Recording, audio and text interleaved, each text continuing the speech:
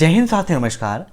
जिनका भी आज ट्रिपल सी का एग्जाम है उन्हें अभय एक्सेल कंप्यूटर की तरफ से हार्दिक शुभकामनाएं। All the best, best of luck. आप सभी का एग्जाम बहुत अच्छा हो और सभी लोग एस ग्रेड से ट्रिपल सी का एग्जाम टॉप करिए। आप भी एग्जाम के बाद क्वेश्चन हमें जरूर सेंड करिएगा ताकि उन क्वेश्चंस को हम अपनी क्लासेस में डिस्कस कर सकें, ताकि नेक्स्ट डे जिनका भी एग्जाम रहे उनके एग्जाम में काफी हेल्प हो सके। क्वेश्चंस आप हमें WhatsApp, Instagram, Facebook, Telegram, mail या कमेंट बॉक्स कहीं भी सेंड कर सकते हैं। वहां से उन क्वेश्चंस को हम ले लेंगे और आपके नाम के साथ उन क्वेश्चंस को अपनी क्लासेस में जरूर डिस्कस करेंगे। दोस्तों, एग्जाम से पहले आप ट्रिपल सी की 1100 प्रश्नों की महामैराथन क्लास को जरूर देख लीजिएगा, क्योंकि उससे एग्जाम में काफी ज्यादा क्वेश्चंस पूछे आ रहे हैं। साथ ही साथ ट्रिपल सी की बेहतर तैयारी के लिए विजिट कीजिए आपकी अपनी वेबसाइट www.abhaexcel.com, जहां पे मिलेगा आपको ट्रिपल सी का complete study material, triple C का mock test, e book and PDF, जहां पर 2000 क्वेश्चन की पीडीएफ और 1000 क्वेश्चन की पीडीएफ आपको मिल जाएगी, जिसकी लिंक वीडियो के नीचे भी दे रखी है। वहां से आप डाउनलोड करिए और अपनी तैयारी को बेहतर बनाइए। तो टाइम वेस्ट ना करते हुए चलिए शुरू करते हैं आज की एक क्लास, क्योंकि सीधी बात नो बकवास, यही है अभय एक्सेल की class. Let's begin in this topic.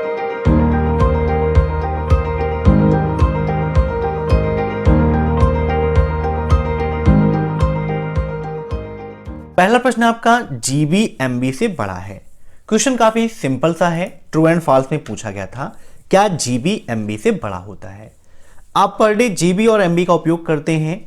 GB का फुल फॉर्म गीगाबाइट होता है और एमबी का फुल फॉर्म होता है मेगाबाइट। तो बिल्कुल सही है, ऑप्शन फर्स्ट इज राइट। इन सभी प्रश्नों को आप मॉक टेस्ट के रूप में लेते रहिए और कमेंट बॉक्स में आंसर देते रहिए। वीडियो के लास्ट में आप जरूर बताइएगा कि आपके कितने क्वेश्चंस सही हुए हैं। अब नेक्स्ट, डिजीलॉकर में कितने एमबी की फाइल अपलोड की जा सकती है, बताइए। 8 MB, 10 MB, 14 MB या फिर 12 MB। ये क्वेश्चन सेम टू सेम ऐसे ही बताया गया था, ऐसे ही मेरे पास आया था, ऐसे ही मैंने लिख दिया। तो यहां पर हो सकता है कि डिजीलॉकर में कितने MB की फाइल अपलोड की जा सकती है। तो डिजीलॉकर में तो जो आपकी क्षमता है वो 1 GB तक की स्टोरेज की है और यहां पर MB की बात की गई है। तो यहां पर क्या है कि जो हाईएस्ट है इस पे आपको टिक करना है, ऑप्शन सी 14 MB। अब नेक्स्ट, भीम ऐप से एक दिन में कितना पैसा भेजा जा सकता है, बताइए। भीम ऐप क्या है? तो भारत सरकार द्वारा लॉन्च किया गया एक ऐप है जिसमें आप अकाउंट टू अकाउंट सीधे पैसे ट्रांसफर कर सकते हैं। देखिए, यूपीआई और भीम दोनों में फर्क है, ठीक है। बहुत सारे लोग कंफ्यूज हो जाते हैं कि सर आपने यूपीआई के लिए 1 लाख बताया और भीम ऐप के लिए आपने 40,000 बता दिया। अब दोनों हम क्या माने, और नेट पे भी सर्च करते हैं तो ऐसा मिल रहा है, बड़ा कंफ्यूजन है, थोड़ा सा क्लियर कर दीजिए। देखिए, यूपीआई पेमेंट गेटवे है, यूनिफाइड पेमेंट इंटरफेस, जिसके माध्यम से हम ट्रांजैक्शंस करते हैं। तो अलग अलग पेमेंट के ऐप हैं जैसे कि गूगल पे, फोन पे, तो उन सभी में जो पेमेंट होती है वो यूपीआई के माध्यम से होती है। तो अदर में तो यूपीआई के द्वारा ट्रांजैक्शन आप 1 लाख रुपए का कर सकते हैं, लेकिन भारत सरकार ने भीम ऐप जो उसने स्वयं लॉन्च किया है उसके लिए एक लिमिट रखी है कि आप एक दिन में 40,000 रुपए का ट्रांजैक्शन कर सकते हैं। अगर आपसे पूछता है कि हम एक बार में कितना कर सकते हैं, तो आप एक बार में 20,000 और पूरे दिन में 40,000 रुपए का ट्रांजैक्शन कर सकते हैं। Option B is right.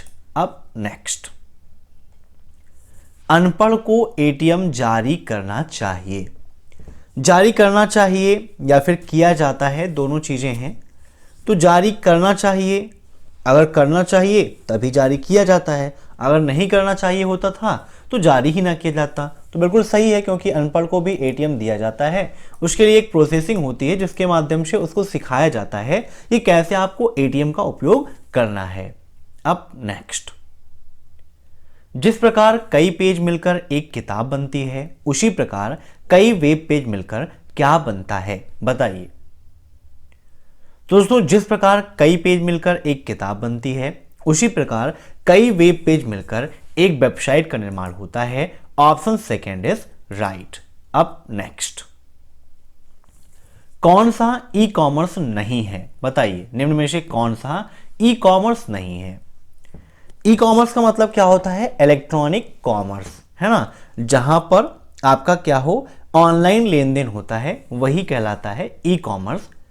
देखिए B2B का मतलब बिजनेस टू बिजनेस, B2C का मतलब बिजनेस टू कंज्यूमर, B2G का मतलब बिजनेस टू गवर्नमेंट, और B2E ये आपका ई कॉमर्स के अंतर्गत नहीं रखा गया है। तो इसका राइट आंसर क्या होगा? Option D B2E। अब नेक्स्ट, ईमेल भेजने के लिए आवश्यक नहीं है, बताइए निम्न में से ऐसा क्या है जो ईमेल भेजने के लिए आवश्यक नहीं है? तो ईमेल भेजने के लिए देखिए मेल आईडी का होना जरूरी है, और अगर आप सही तरीके से मेल को भेज रहे हैं तो वहां पर सब्जेक्ट भी हमें लिखना चाहिए कि हम मेल में आखिर भेज क्या रहे हैं। फोटो भेज रहे हैं, जैसे कि आपको पीडीएफ चाहिए तो आप वहां पर लिखकर सब्जेक्ट में डाल दीजिए कि भाई पीडीएफ के संदर्भ में ये मेल भेजी गई है। या फिर एग्जाम के बाद आप क्वेश्चंस भेज रहे हैं तो वहां पर आप लिख दीजिए कि भाई इस दिन का पेपर है और ये पेपर मैं सेंड कर रहा हूं। लेकिन मोबाइल नंबर की कोई आवश्यकता नहीं होती है, यहां पर पूछा गया है कौन आवश्यक नहीं है, तो मोबाइल नंबर की कोई जरूरत ईमेल भेजने में नहीं होती है।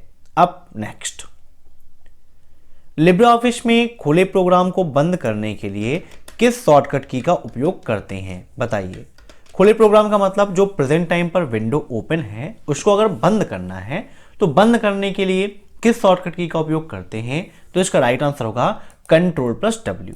देखिए दो चीजें होती हैं, एक होता है करंट विंडो को क्लोज करना, मीन्स जो प्रोग्राम प्रेजेंट टाइम पर ओपन है उसे बंद करना, और दूसरा होता है पूरे लिब्रे ऑफिस प्रोग्राम को बंद करना। तो पूरे को बंद करना है तो Ctrl+Q, वहां से आप लिब्रे ऑफिस से बाहर आ जाएंगे, और करंट को करना है तो Ctrl+W।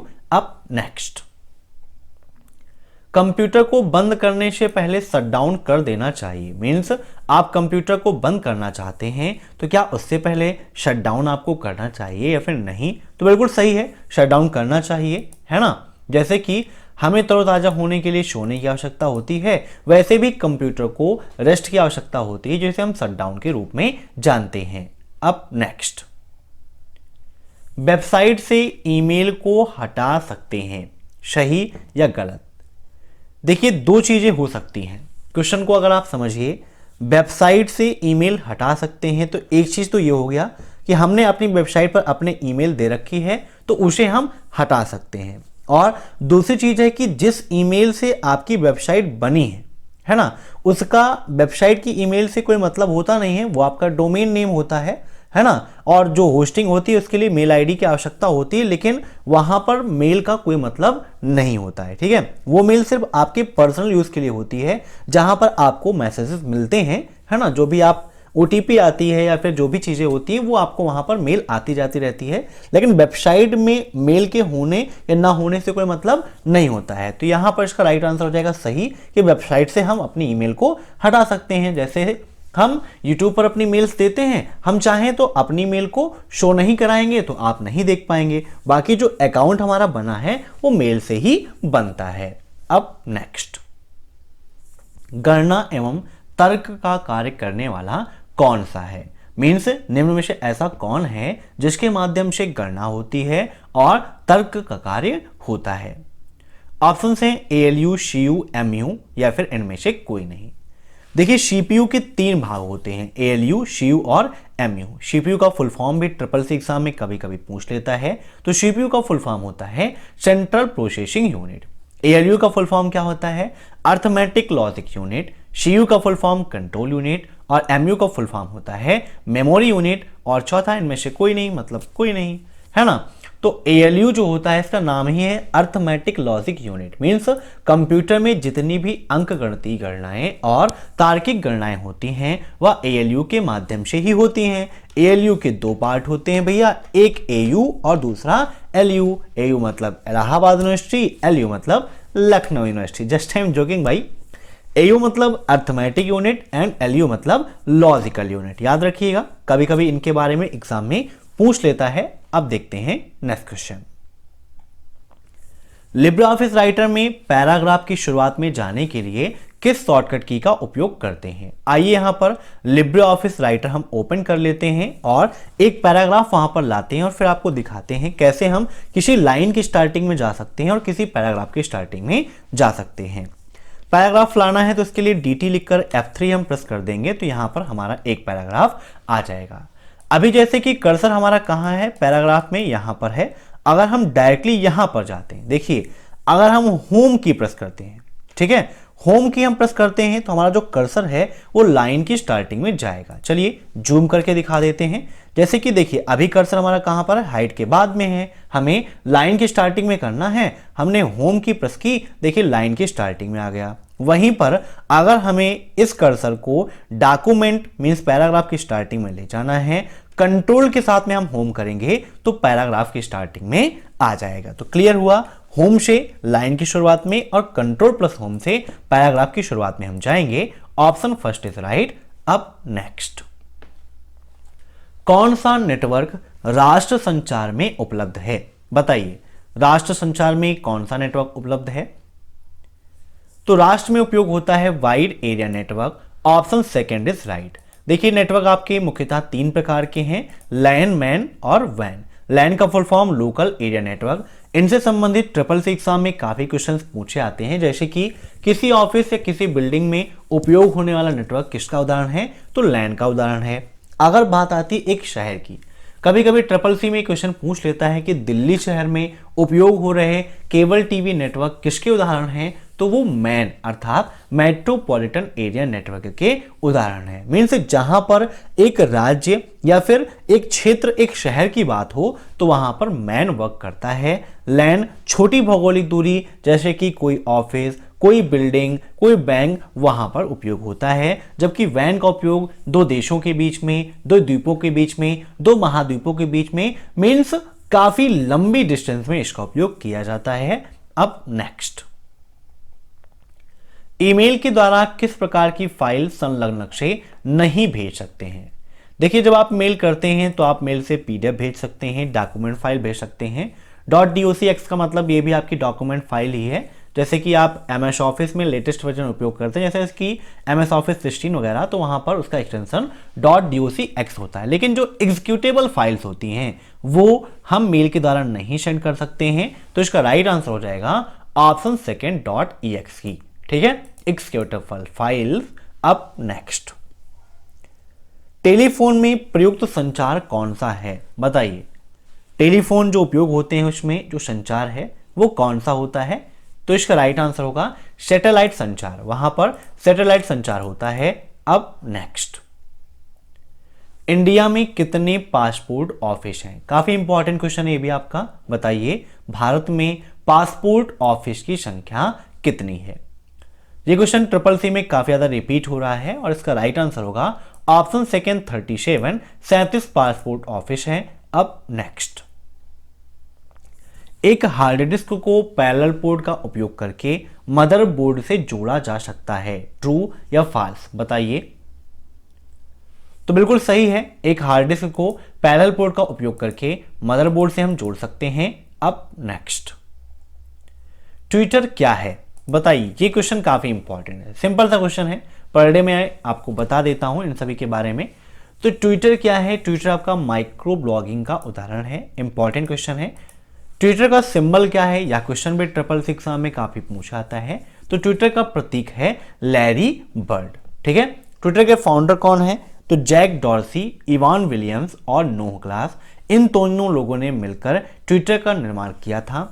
इंस्टेंट मैसेजिंग क्या होती है? इसको शॉर्टकट में हम IM बोलते हैं।